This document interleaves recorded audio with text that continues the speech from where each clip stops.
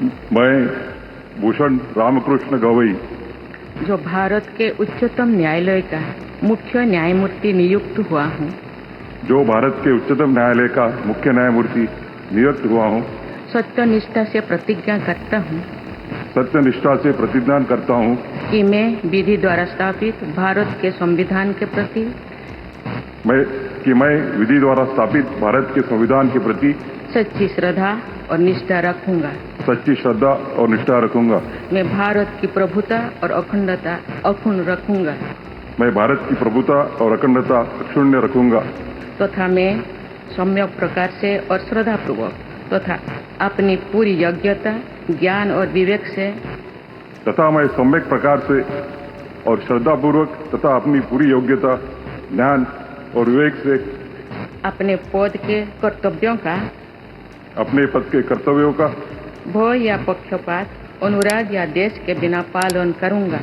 भय या पक्षपात, अनुराग या देश के बिना पालन करूंगा। तथा मैं संविधान और विधियों की मर्यादा बनाए रखूंगा। तथा मैं संविधान और विधियों की मर्यादा बनाए रखूंगा।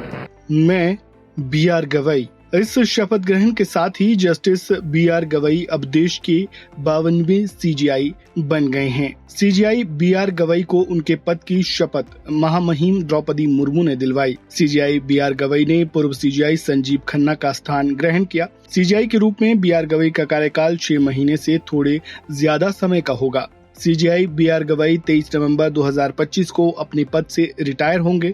CJI B R. गवई बौद्ध धर्म में आस्था रखने वाले और अनुसूचित जाति से आए दूसरे सीजेआई बने हैं।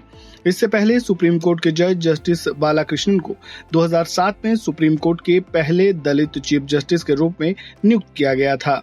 सीजेआई पद की शपथ लेते वक्त राष्ट्रपति भवन में एक खास मौका भी रहा, क्योंकि ऐसा पहली बार ही हुआ है कि एक अनुसूचित जनजाति के राष्ट्रपति ने एक अनुसूचित जाति के जज को सीजेआई पद की शपथ दिलाई।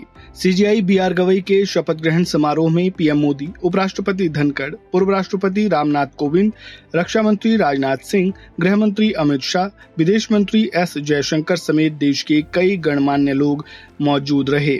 CJI B R. गवई के सामने देश स्तरीय कई महत्वपूर्ण केसेस हैं, जिसमें वक्फ बोर्ड का केस सबसे अहम होगा।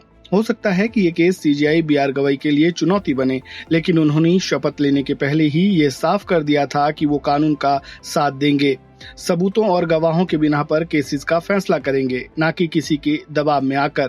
बहरहाल देश को अब नए सीजेआई मिल चुके हैं। देश को सीजेआई बी.आर. गवई से काफी उम्मीद है। वो जनता की उम्मीदों पर कितने खरे उतरेंगे ये देखने वाली बात तो होगी, लेकिन अपने पूरे कार्यकाल में जज के रूप में उन्होंने कई बड़े फैसले सुनाए हैं, साथ ही कई बड़े केसेस का हिस्सा भी रहे हैं। अगर आप कानून की खबरों में रुचि रखते हैं तो सीजेआई बी.आर. गवई के बारे में अपने विचार रखें और उसे कमेंट बॉक्स में जरूर लिखें। इस खबरों में बस इतना ही। बाकी अपडेट्स के लिए जुड़े रहें वन इंडिया हिंदी के साथ। धन्यवाद।